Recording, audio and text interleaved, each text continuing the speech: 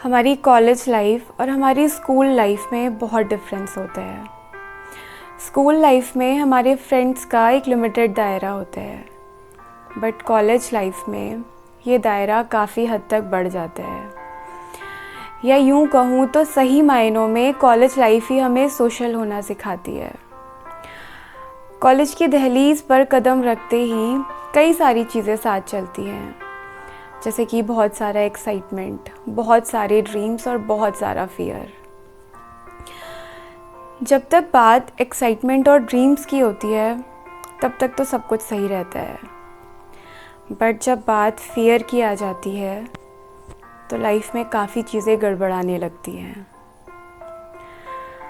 आज उसके कॉलेज का पहला दिन था।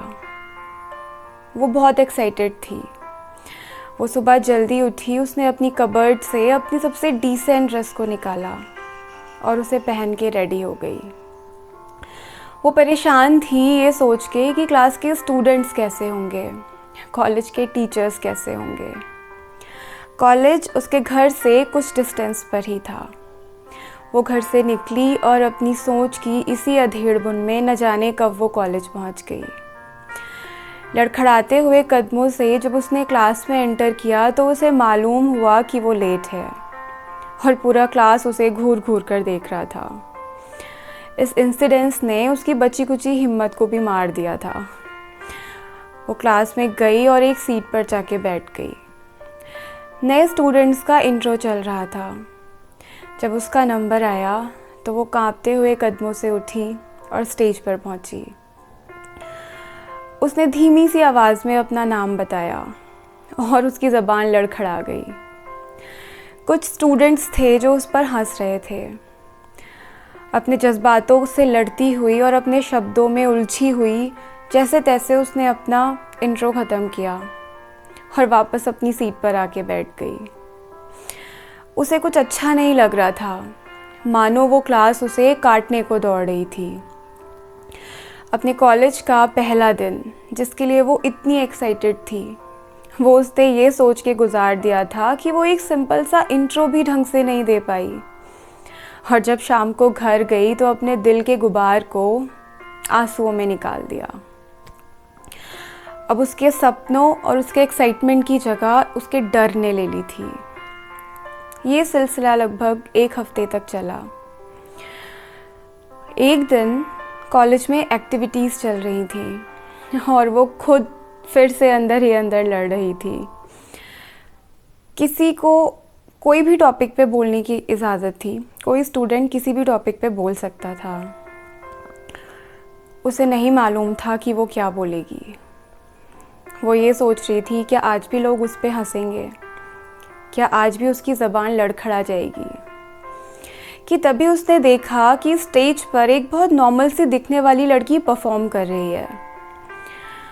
वो बहुत गलत प्रोनाउंस कर रही थी और उसके शब्द बहुत इनकरेक्ट थे।